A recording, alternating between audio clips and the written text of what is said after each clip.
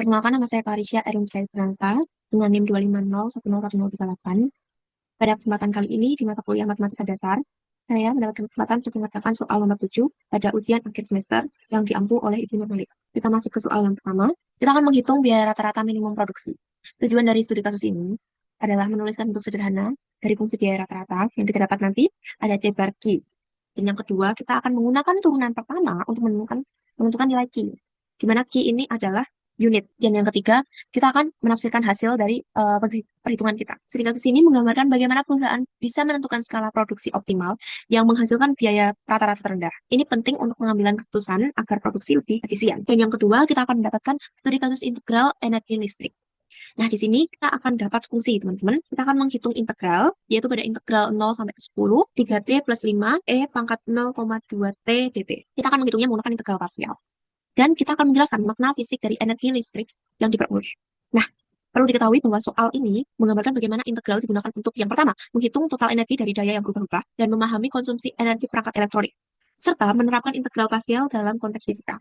Oke, kita masuk ke soal yang pertama. Studi kasus yang pertama yaitu menghitung biaya rata-rata minimum produksi. Perlu diketahui yang pertama, kita punya fungsi biaya total produksi Q dalam ribu rupiah yang dinyatakan oleh CQ sama dengan 0,04 Q kuadrat plus 20 Q plus 800.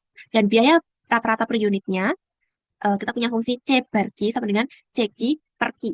Nah, kita perlu cari apa sih teman-teman? Yang pertama kita mau menuliskan C bar Q secara sederhana. C bar Q itu apa? Yaitu biaya rata-rata per unit. Dan yang kedua kita akan menentukan nilai Q yang membuat biaya rata-rata unit itu menjadi minimum. Dan yang ketiga kita akan menghitung seluruh biaya rata-rata minimum tersebut dan menjelaskan maknanya bagi keputusan produksi. Yang pertama kita akan menuliskan C bar Q secara sederhana.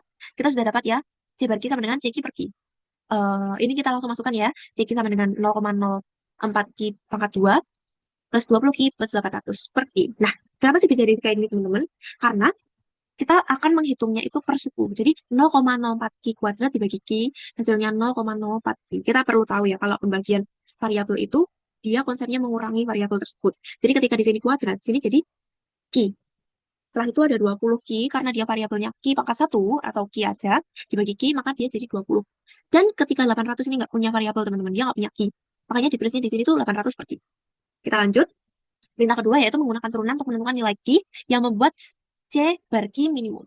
Oke, kita tahu di sini, ini hasil perhitungan kita tadi ya, C bar Q. Nah, ketika diturunkan, ini simbol turunannya teman-teman. Itu menjadi ini. Oke, aku jelaskan yang pertama.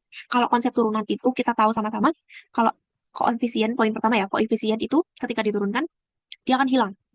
Karena syaratnya yang pertama tuh harus ada variabel supaya nggak hilang. Betul, betul. Jadi, 0,04 Q, dia punya variabel Q, pangkat 1. Ketika diturunkan, kita ingat ya, rumusnya itu, dia N-1. Jadi, makanya di sini jadinya 0,04. Ketika 20 diturunkan, karena dia nggak punya variabel, makanya dia hilang. Karena dia hanya koefisien. Sedangkan 800 per Q menjadi minus 800 per Q kuadrat. Nah, aku mau jelaskan di sini. Kenapa bisa tiba-tiba kayak gitu? 800 per Q, kita pertama-tama kita ubah supaya dia tidak menjadi pecahan, supaya lebih gampang untuk dihitung. Jadi 800 Q pangkat 1. Kenapa bisa jadi kayak gini? Karena kita tahu sama-sama 800 per Q, ketika Q dinaikkan, dia tuh menjadi minus. Dan jika diturunkan, kita tahu sama-sama kalau konsep turunan itu pangkatnya tuh dipindah ke depan, betul? Pangkatnya dipindah ke depan dikalikan dengan yang di depannya, sama pangkatnya yang di belakang tuh dikurangi 1. Nah, karena minus 1 itu dipindah ke depan jadi minus 1 kali 800, makanya di sini tulisnya minus 800. Dan kenapa bisa tiba-tiba minus 2? Karena pangkat di sini rumusnya itu kalau turunan ya, pangkat dikurangi 1. Sedangkan min 1 sama dengan min 2. Kita rubah lagi menjadi pecahan, karena simbol awal di sini pecahan, teman-teman. Menjadi 800 per Q kuadrat. Konsepnya sama kayak yang di depan tadi ya. Kita lanjut. Ini turunannya ya. Jadi, aku pindahkan ke sini. Jadi, dari sini, aku bawa ke sini. Nah, kita tahu sama-sama 0,04 kurangi 800 per Q kuadrat sama dengan 0. 0, kita langsung aja ya. 0,04 sama dengan 800 per Q kuadrat. Nah, Q kuadratnya didapat di sini nih. 800 per 0,04. Nah, seketika itu hasil dari Q pangkat Q kuadrat adalah 20.000. Nah, ini kan Q kuadrat nih. Ketika Q berarti kita harus apa kan? Kita harus akar. Nah, ketika diakar hasilnya 141,42. Nah, di sini teman-teman kita akan cari tahu kenapa sih tiba-tiba di sini ada 0. Poin nomor 2 tadi bilang ya, bahwa kita tuh harus mencari minimum. Minimum itu dimulai dari 0. Makanya kita set 0 untuk mencari minimum. jumlah paling efisien untuk, jadi hasilnya teman-teman, jumlah paling efisien untuk meminimalkan biaya rata-rata adalah 141 unit. Jadi dalam satu produksi itu, supaya biaya produksi itu minim banget, itu harus 141 unit sekaligus. Jadi artinya, kalau produksi kurang dari 141, biaya rata-rata itu bisa lebih mahal. Begitupun sebaliknya. Jika produksi lebih dari 141, biaya rata-rata unit juga lebih mahal. Jadi benar-benar harus 141, supaya dia tuh benar-benar minimal banget. Kita lanjut. Yang ketiga, kita akan menghitung biaya rata-rata minimum. Kita dapat tadi ya, C bar Q atau rata-rata, ini sama dengan ya teman-teman. Jadi 0,04 Q plus 20 plus 800 per Q, atau ini ya, kita dapat tadi 800 Q minus kuadrat. Kita masukkan ya, kita kan udah dapat Q ini dari sini, 141,42. Kita masukkan di sini, sama dengan 0,04. Q ini ya diganti 141,42, ditambah 20, ditambah 800 per 141,42. Setelah itu kita dapat di sini ada totalnya 5,6568 plus 20 plus 5,6568. Hasilnya adalah 31,31 ribu per unit. Itu. Jadi, teman-teman kita tahu dari hasil perhitungan ini bahwa satu kali produksi itu menghabiskan biaya 30,31 ribu. Kesimpulannya, kita dapat ya fungsi C bar Q. Ini fungsinya, dan menggunakan turunan untuk mencari C bar Q minimum, jumlah yang paling efisien tadi kita dapat ya 1,41 unit. Dan yang kedua, menghitung biaya rata-rata minimum, yaitu satu kali produksi, satu unit 31,31 ribu. Nah, kita tahu bahwa ada jumlah produksi tertentu yang membuat biaya per unit itu jadi lebih murah. Ini ya di sini ya teman-teman. Dengan kata lain, kalau perusahaan memproduksi barang terlalu sedikit, biayanya menjadi mahal.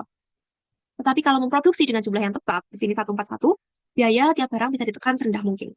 Dan yang kedua, perusahaan harus memproduksi pada jumlah optimal. Itu supaya biaya rata-rata turun dan keuntungan bisa naik. Oke, kita masuk ke soal yang kedua. Kita dapat soal studi kasus integral energi listrik. Oke, kita dapat soal yang pertama, kita mengetahui bahwa sebuah perangkat elektronik memiliki daya sesaat dalam watt dan dalam T menit. PT sama dengan 3T plus 5 T pangkat 0,2 T. Dan energi yang dikonsumsi itu dari T sama dengan waktu ya, dari 0 sampai T ke 10 dalam menit. Kita punya E sama dengan integral 0 sampai 10 PT dt. Oke, pertanyaannya kita harus hitung nih. Hitung E sama dengan integral 0 sampai 10 PT ya. PT di sini adalah 3T plus 5 E pangkat 0,2 T dt. Menggunakan integral parsial. Dan yang kedua, kita harus menjelaskan arti fisik dari E yang diperoleh. Oke, yang pertama kita tahu energi dari T sama dengan 0 sampai T sampai dengan 10. Itu yang kita cari ya teman-teman. Jadi yang pertama ada ini. Ini ya yang tadi ya penjelasannya teman-teman. Yang di sini. Jadi kan integral PT. Jadi kita masukin PT-nya ke sini. Nah, ini.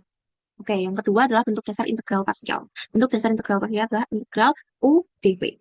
Dan sifat-sifat integral yang akan kita gunakan pada kali ini adalah ini yang pertama teman-teman. Ketika A plus B, integral A plus B sama dengan A dt dan B dt. Dan yang kedua, ketika K kali PT sama dengan K-nya dimajukan ke depan dan kita hitung integral PT. Dan yang pertama, kita akan langsung hitung. Ini ya teman-teman, kita langsung gunakan sifat integral yang pertama. Yaitu ketika, sini ya, kita tahu bahwa 3T plus 5 sama di sini, langsung dipisah ya. Jadi 3 yang dimasukin ke sini dan 5-nya dimasukin ke sini. Kenapa dia tiba-tiba di depan? Karena kita pakai fungsi integral yang kedua. Koefisiennya dipindah ke depan. Jadi dia nggak ikut hitung bersama integral. Nanti kita hitungnya juga. Oke, kita akan menyelesaikan integral yang pertama. Kita punya 3 integral TE pangkat 0,2 T dt.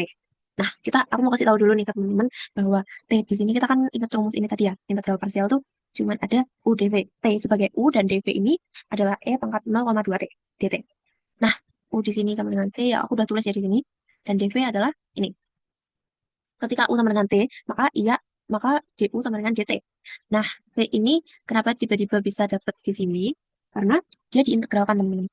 Jadi ketika diintegralkan itu dia menjadi 1,0,2 E pangkat 0,2 T. Hasilnya adalah 5E 0,2 T. Nah, kita mau masuk ke perhitungannya. Yang pertama, kita tahu integral U dV sama dengan, ini rumus integral parsial ya teman-teman. U kali V min integral U du. Kita masukkan langsung T, E 0, pangkat 0,2 T dt, sama dengan T, U sama dengan T, 5E pangkat 0,2 T, min integral 5E pangkat 0,2 T dt. Nah, hasilnya ini langsung digabungkan ya, T dengan 5E pangkat 0,2 T menjadi 5 TE pangkat 0,2 T. Dan ini pasti jadi pertanyaan, kenapa tiba-tiba jadi 25? Karena kita di depan punya integralnya ini.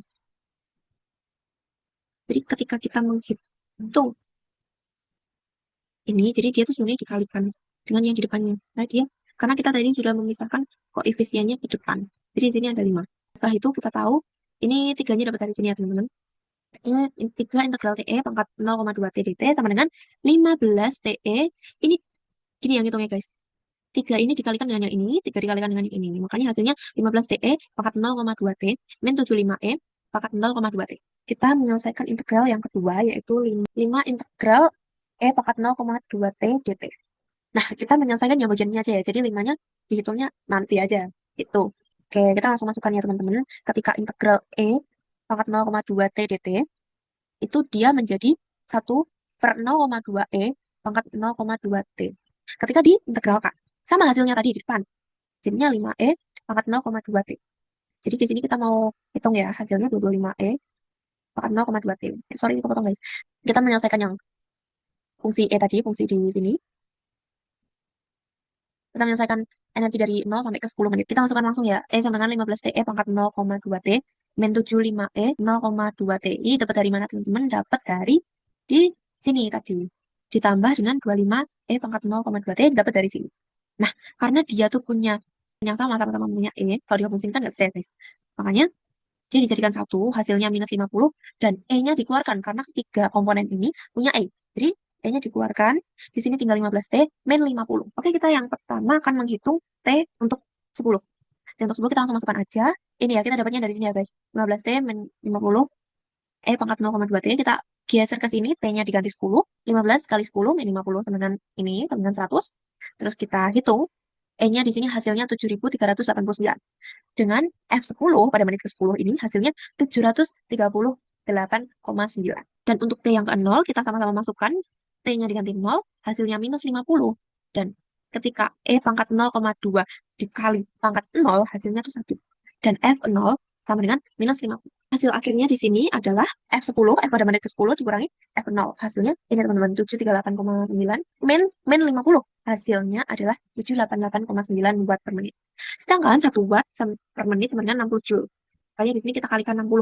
Hasilnya 43,334 joule. Kesimpulannya, kita tahu berapa banyak energi yang benar-benar dikonsumsi pada alat tersebut. Karena dayanya meningkat tiap menit, energi totalnya juga lumayan besar. Nilai energi ini bisa dipakai untuk menghitung pemakaian listrik, mengevaluasi efisiensi alat, atau memperkirakan biaya listrik. Jadi, integral membantu kita memahami konsumsi energi yang tidak tepat dan berubah seiring waktu. Itu. Ini hasilnya ya teman-teman. Ada 47.000,3034. Itu teman-teman. Oke, sekian presentasi dari saya. Terima kasih.